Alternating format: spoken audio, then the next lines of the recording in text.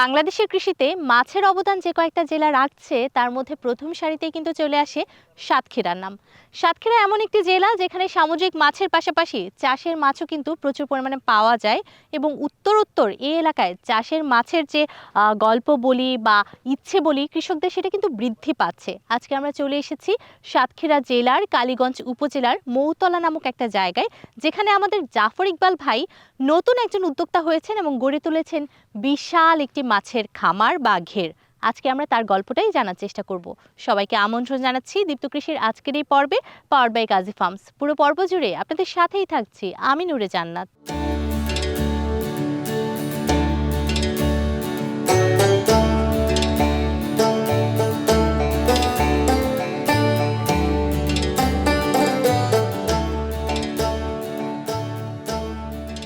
জাফর ভাই, চমৎকার একটা জায়গায় দাঁড়িয়ে আছি। পেছনে দেখছি একটা নদী বয়ে গেছে, ছোট্ট একটা নদী, গ্রামের নদী। সামনে দেখছি এত মাছের ঘের, আস্তে আস্তে যতদূর চোখ যাচ্ছিল মাছের ঘেরই কিন্তু দেখছিলাম।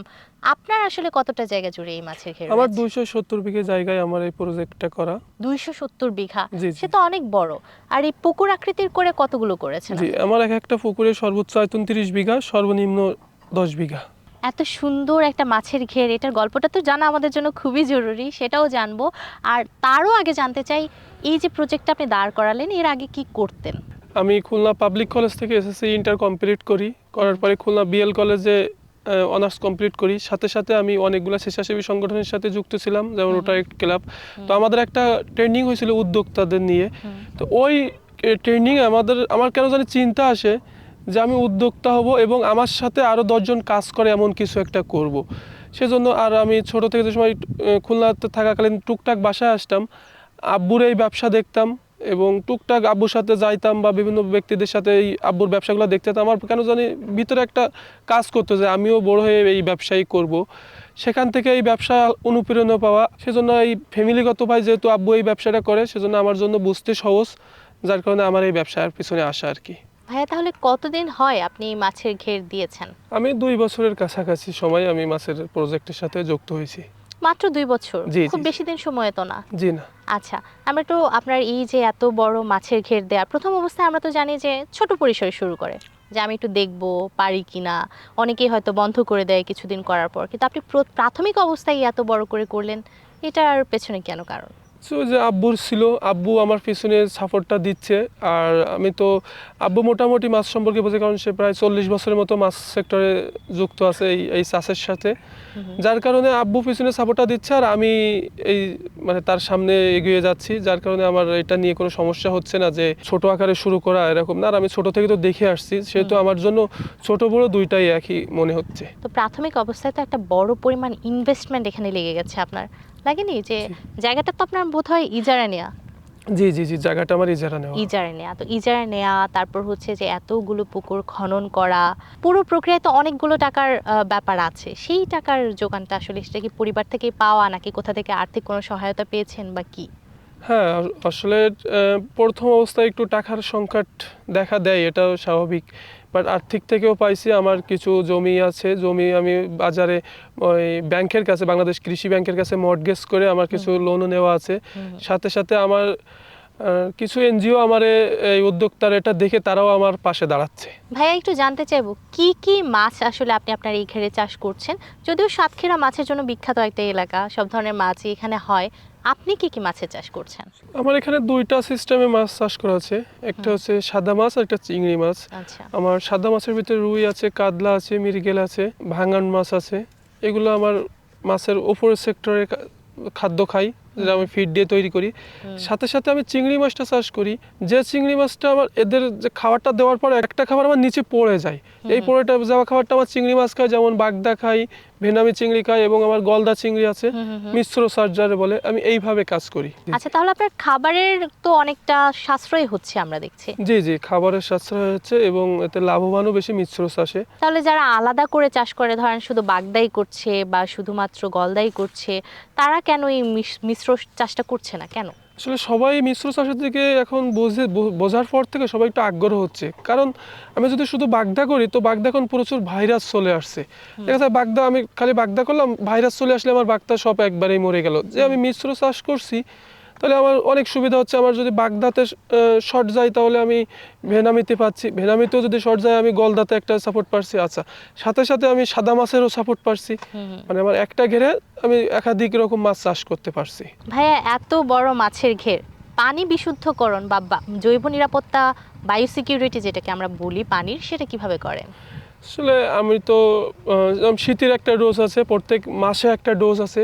শীতের ডোজ বলতে শীতে প্রথমে উকুন মারা করতে হয়, তারপরে জীবাণুনাশক করতে হয় মাছ ভালো রাখার জন্য, উকুনের পরপর এটা করতে হয়। দেন চিংড়ির খোলসের জন্য আবার আমার প্রত্যেক মাসে ক্যালসিয়াম চুন ইউজ করতে হয়।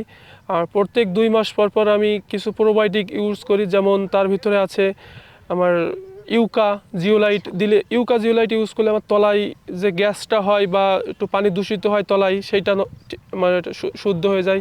বা বিভিন্ন প্রোবায়োটিক ইউজ করি আমি। আচ্ছা, খুবই ভালো ব্যাপার। তাহলে ভাইয়া আমরা একটু মাছের দিকেও যাই, দেখি মাছগুলো কত বড় হলো, স্বাস্থ্য কেমন এবং সবকিছু মিলিয়ে। মাছগুলো একটু দেখাবেন তো? জি জি, চলে চলেন।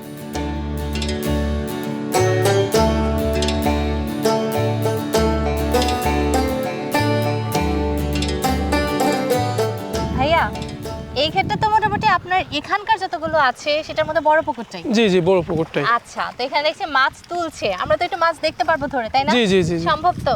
জি জি জি, আচ্ছা ভাইরা, আপনারা তো মাছ তুলতেছেন, আমরা কি একটু দেখতে পারবো কয়েকটা মাছ?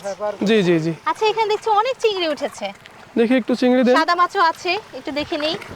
বাহ, বেশ বড় সাইজের তো ভাইয়া। এটা কি বিক্রি উপযোগী হয়ে গেছে? জি জি, ওটা বিক্রির উপযোগী হয়ে গেছে। আচ্ছা আচ্ছা, তাহলে এটা আসলে কয়টা থেকে এক কেজি হতে কয়টা লাগবে? বাগদা আসছে দেন, বাগদা আসছে 10টাই কেজি। 10টা 1 কেজি হয়ে যাবে? জি জি, 10টা 1 কেজি হয়ে যাবে। আর অন্যান্য মাছগুলো, সেগুলো তো মনে হয় এখন পর্যন্ত বিক্রি করেছেন কি? জি না, জি না। আচ্ছা, এই সাদা মাছ বিক্রির উপযোগী হবে কবে? সাদা মাছ আমরা ফেব্রুয়ারিতে বিক্রি করব। এই মাছটা একটু ধরি তো ভাই। কি মাছ এটা ভাই? এটারে ভাঙান মাছ বলা হয়, ভাঙ্গন মাছ। ভাঙন মাছ? জি জি জি জি। আচ্ছা, এটা বোধহয় আমি প্রথম দেখছি, আমি এটার নামটাই প্রথম শুনলাম, ভাঙন মাছ। জি জি জি। আচ্ছা, এটা দেখে কিন্তু একেবারেই চেনা যাচ্ছে, আলাদা রকম একদম। আঁশগুলো পুরোপুরি অন্য মাছ থেকে আলাদা, রুই কাতলার মতো একদমই নয় মাছের আঁশগুলো, একটু ডিফারেন্ট। এক পাশেই দেখছি যে আমরা প্রচুর পরিমাণে হচ্ছে কালো এবং এক পাশে পুরোপুরি সাদা। জি জি, বেশ সুন্দর একটা মাছ। আমরা একটু রেখে দেই ওখানে ভাঙন মাছটা। একটু চিংড়ি নিয়ে কথা বলবো ভাই। আপনি তো চিংড়ি পালন করছেন, চিংড়ি দেন তো। বাগদা চিংড়ির নামকরণের কারণটা একেবারেই স্পষ্ট। এখানে আমরা দেখতে পাচ্ছি বাগদাটা একটু অন্যরকম, জি জি। বাঘের মতো। কি জি জি জি, ডোরা ডোরা কাটা আছে। একেবারেই ডোরা কাটা, এবং গলদা চিংড়িটা সেরকমটা নয়। এই দুইটা মাছই তো একই ধরনের খাবারই খায়। জি জি, একই ধরনের একই খাবার। ধরনের পরিবেশেই বড় হয়। এটা নামকরণেই শুধু ভিন্নতা আছে, আর জি জি, কিছুতে তো কোনো জি না, ধরনের জি ভিন্নতা নেই। টেস্ট দুইটা দুই রকম, খাইতেও টেস্ট দুইটা দুই রকম আসে। আচ্ছা, এই যে এত পরিমাণে মাছ দেখছি, মাছেদের কি ধরনের খাবার দেন? আমি মাছের ফিড দেই, যে ভাসমান ফিড দেই সাদা মাছের জন্য, আর চিংড়ি মাছের জন্য ডুবান্ত ফিডটা ইউজ করি। ডুবন্ত ফিড? জি জি। আচ্ছা, তাহলে ভাইয়া এই যে মাছের জন্য দৈনিক আপনার কত বস্তা ফিড লাগছে বা খাবার 70 বস্তার মতো ফিড লাগে সবকটা প্রজেক্ট মিলে। 70 বস্তার মতো লাগছে। জি, আর জি। সেটা টাকার অঙ্কে হিসেব করলে প্রায় 1 লক্ষ টাকার কাছাকাছি। 1 লক্ষ টাকার কাছাকাছি? 1 লক্ষ টাকার কাছাকাছি দৈনিক শুধু খাবারেই আপনার যাচ্ছে, জি, জি, জি। অন্য কিছুতে না। আচ্ছা ভাই, আমরা একটু, ঘেরটা তো অনেক বড়, জি, জি। অন্যদিকে একটু যাব এবং জি, জি। দেখব, তারপর আপনার কি পরিমাণ প্রফিট হচ্ছে এবং ইনভেস্টমেন্টের ব্যাপার কি আছে সেগুলো একটু জেনে নিব। জি, জি। তাহলে আমরা একটু সামনে যাই, জি জি, আর চলুন। এগুলোকে একটু এখানেই রেখে যাই। জি জি।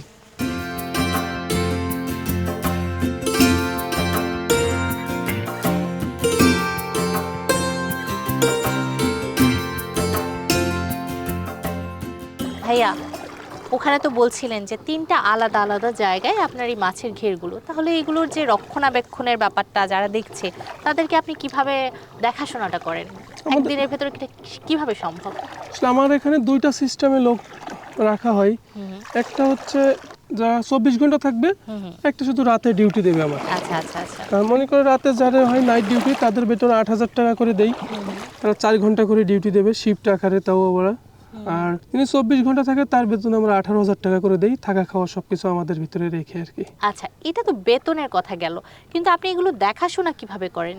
আমার অনেকগুলো প্রজেক্টে সিসি ক্যামেরা সেট করছি। আমার একটা অফিস আছে পার্সোনাল, সেই অফিসের মনিটরিংয়ের মাধ্যমে আমি এটা দেখি। মনিটরে বসে বসে এটা আর কি আমি তত্ত্বাবধান করি, কখন কয়টার সময় খাবার দিতে হবে, কয়টায় কি করবে, এগুলো আমি সাথে সাথে সেই ঘেরটাতে ফোন করে বলে দেই যে আপনি এই কাজটা করেন, ওরা সেই কাজটা করতে থাকে। ভাইয়া, এই যে 270 বিঘা জমিতে ঘের করলেন, তো অনেক বড় একটা জায়গা, তাই না? তো প্রচুর পরিমাণ ইনভেস্টমেন্ট তো এখানে থাকার কথা। ঘের তৈরি করা থেকে শুরু করে মাছ ছাড়া পর্যন্ত কত ইনভেস্টমেন্ট আপনার এখানে আছে? দেখেন, ঘের তৈরি থেকে এই পর্যন্ত প্রায় 2 কোটি প্লাস, 3 কোটির কাছাকাছি খরচ হয়। এখন প্রথমে ঘের প্রস্তুত করি, বেকু দিয়ে কেটে তারপরে সার প্রয়োগ করতে হয়, চুন মারতে হয়, তারপরে পানি উঠাইতে হয়, দেন পানি উঠানোর পরে মাছ ছেড়ে তারপরে মাছ আবার জীবাণুনাশক করতে হয়। 3 থেকে 3.5 কোটি এত বৃহৎ পরিসরে প্রথমেই প্রাথমিক অবস্থাতে আপনি করে ফেলেছেন।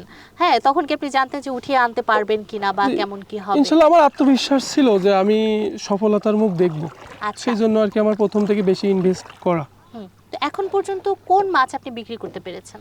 আমি ভেনামি চিংড়ি বিক্রি করেছি, বাগদা বিক্রি করছি, সাদা মাছ এখনো বিক্রি করিনি। আমি মার্চ মাসের 1 তারিখের পর থেকে সাদা মাছগুলো বাজারজাত করব। তাহলে 1 বছরের কাছাকাছি সময় আছে এই সাদা মাছগুলো এখনো? জি জি জি জি। আচ্ছা, তাহলে এই যে বাগদা চিংড়ির কথা বললেন, ভেনামি চিংড়ি বা গলদার কথা, এই মাছগুলো বিক্রি করে আপনি কি পরিমাণ টাকা উঠিয়ে নিয়ে আসতে পেরেছেন? আমার বাগদা আর ভেনামি বিক্রি করে এরকম 40-50 লক্ষ টাকার মতো অলরেডি বিক্রি করছি। আর এটা পর্যায়ক্রমে চলছে? জি জি, এটা হারভেস্ট চলছে। এটা তো একবারে বিক্রি করতে হয় না, হারভেস্ট করে করে তার থেকে বড়টা বেছে বেছে বিক্রি করতে হয়। ভাইয়া, কি পরিমাণ টাকা আপনি আশা করছেন যখন আপনি সাদা মাছগুলো বিক্রি করবেন এই যে মার্চ এপ্রিলের দিকে?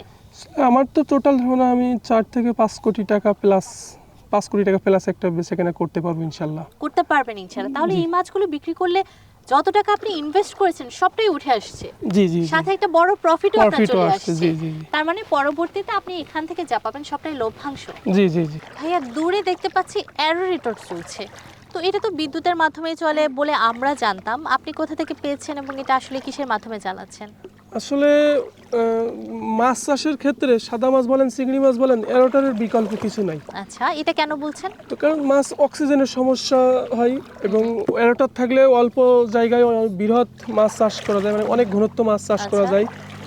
আর আসলে এরোটার আমার PKSF এর আওতায় এখানে আমাদের এখানে একটা স্থানীয় একটা সংঘ NGO আছে, গণমুখী ফাউন্ডেশন। তারা আমাকে পরীক্ষামূলকভাবে দিয়েছিল একটা এরোটার সোলার প্লেট সহ এরকম একটা প্যাকেজ। তার মানে এটা সোলারের মাধ্যমে জি জি, চলে? এরোটা চলে সোলারের মাধ্যমে। তাতে আমার সকল দিক দিয়ে সুবিধা, যেহেতু আমার এখানে বিদ্যুৎ লাইন নাই, বিদ্যুৎটাও প্রয়োজন হচ্ছে না, দেন আমার টাকাটাও বাঁচতেছে। আচ্ছা আচ্ছা, হ্যাঁ, চমৎকার ব্যাপার। এবং সেটা আপনার পানিটাকে আসলে অক্সিজেন প্রোভাইড করছে। জি জি জি। আপনি কি ভাবছেন যে আপনার অন্যান্য যে প্রজেক্টগুলো আছে সবগুলোতেই আপনি এটা যুক্ত করে দিবেন? জি জি, আমার তো অন্যান্য প্রজেক্টগুলোতে কারেন্ট লাইন আছে, তো আমি চিন্তা করছি এই বছরই আর মানে ঘের রেডি করার সময় আমি পুরো বিদ্যুৎ লাইনগুলো সব রেখে দেবো, বাট খুব একটা ইউজ করব না, কারণ আসলে তো আমাদের বিদ্যুতের ঘাটতি চলতেছে, বিদ্যুৎ ঠিকমতো থাকে না। তার কারণে আমি সব জায়গায় সোলারের এরোটা সিস্টেম, সোলারের মোটর দিয়ে পানি উঠানো, এই সিস্টেমগুলো চালু করব। এবং সাথে সাথে আরও আমার দেখাই এই এরোটাটা দেখে আরও 2-3 জন অলরেডি অর্ডার দিচ্ছে এই সোলারের এরোটা নেওয়ার জন্য। আচ্ছা, আমার এটা দেখে বুঝতে পেরেছি।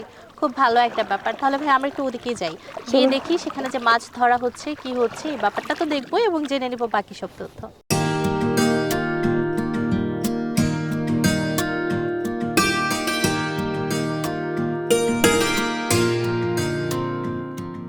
চমৎকার মাছ ধরা হচ্ছে ওখানে, দেখছি ভাই। আমরা আরেকটু কাছে যাই এবং দেখি কি কি ধরনের মাছ ওখানে তোলা হচ্ছে।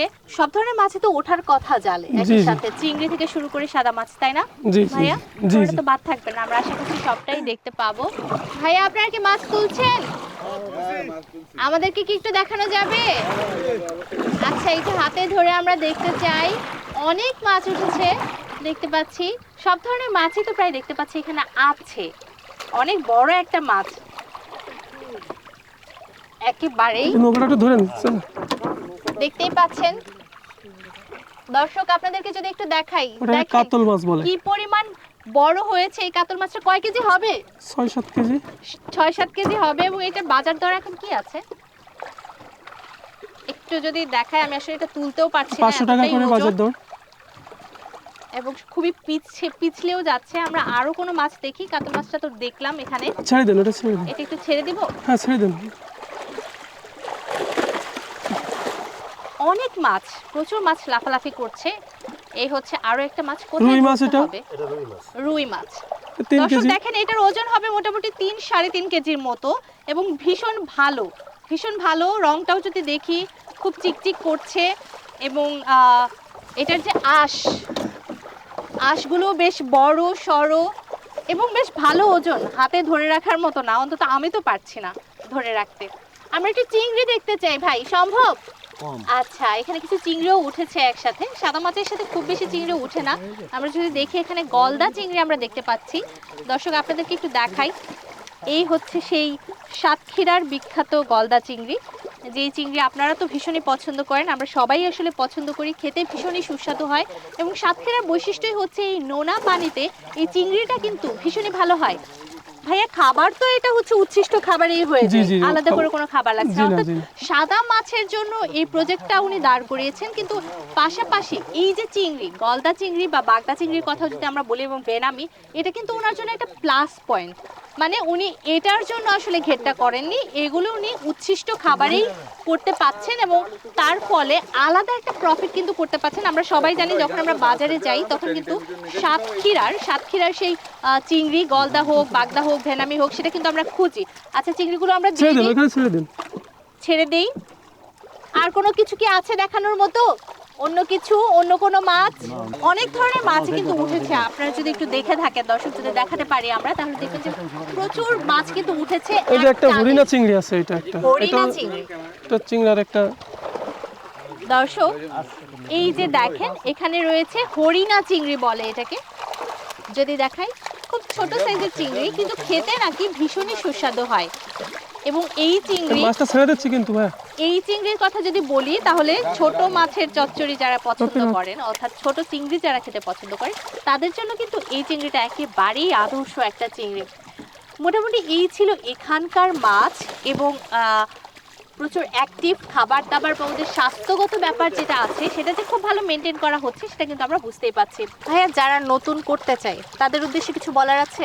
তাদের উদ্দেশ্যে বলার যে আসলে আধুনিক পদ্ধতি চাষ করতে হবে, এয়ারটারের সিস্টেম চালু করতে হবে এবং ঘের প্রস্তুতিটা ভালো করে করতে হবে। আর প্রত্যেক মাসে যে প্রোবায়োটিক বা পরিচর্যা এগুলো ঠিকমতো করতে হবে, এই আর কি। জি, আমরাও সেটা প্রত্যাশা করি যে আপনার এই ভিডিও দেখে বা আজকের এই এপিসোড দেখে দর্শকদের মধ্যে অনেকেই উদ্বুদ্ধ হবেন এবং নিজেরা উদ্যোক্তা হওয়ার চেষ্টা করবেন, আপনি যেরকম হয়েছেন, এবং শিক্ষিত তরুণরা অনেক বেশি এই পেশায় চলে আসবে। আপনার উত্তরোত্তর সমৃদ্ধি আমরা কামনা করি। আজকের মতো আমরা আসলে আপনার কাছ থেকে বিদায় নিতে চাই। ঠিক আছে, ধন্যবাদ, আবার এসেন আপনারা। কৃষি বিষয়ে যে কোনো তথ্য জানতে ও জানাতে লিখতে পারেন এই ঠিকানায়। দীপ্ত কৃষি, প্লট 7/A/গ, তেজগাঁও শিল্প এলাকা, ঢাকা 1208। আপনারা চাইলে ইমেল করতে পারেন krishi@dipto.tv এই ঠিকানায়, অথবা ফোন করতে পারেন 0178-768-2832 নম্বরে। শুক্রবার ছাড়া প্রতিদিন সকাল 9টা থেকে বিকেল 5টা পর্যন্ত। দর্শক, মাছের জন্য বিখ্যাত জেলা সাতক্ষীরা, এবং এই সাতক্ষীরায় শুধুমাত্র চাষ মাছ নয়, সামুদ্রিক মাছটাও কিন্তু খুবই বিখ্যাত এবং পর্যাপ্ত পরিমাণে পাওয়া যায়। কিন্তু ইদানিংকালে দেখছি সাতক্ষীরার মানুষজন ঘেরের মাধ্যমে সাদা মাছ হোক বা চিংড়ি মাছ হোক, চিংড়ির বিভিন্ন প্রকার যেমন গলদা, বাগদা, ভেনামি, সব ধরনের মাছ চাষ করছেন এবং সারা দেশে তো বটেই, বিদেশেও রপ্তানি করছেন। আপনারা যারা নতুন শুরু করতে চান তারা কিন্তু শুরু করে দিতে পারেন। আজকে যে জাফর ভাইয়ের সাথে আমরা কথা বললাম, তার গল্পটা থেকে অনুপ্রেরণা পেয়ে শিক্ষিত মানুষ হয়েও জাফর ভাই কিন্তু এখন একজন উদ্যোক্তা হয়েছেন এবং বড় পরিসরে শুরু করেছেন এই মাছের ঘেরের ব্যবসা। আশা করছি এই পর্বটি আপনাদের ভালো লেগেছে। দীপ্ত কৃষির আজকের এই পর্ব থেকে বিদায় নিচ্ছি আমি নূরে জান্নাত, পাওয়ার্ড বাই কাজী ফার্মস। আগামী পর্বে আবারও কোনো খামারি বা কৃষকের গল্প নিয়ে আমরা হাজির হব। সে পর্যন্ত সবাই ভালো থাকুন, সুস্থ থাকুন এবং অবশ্যই দীপ্ত কৃষির সাথেই থাকুন।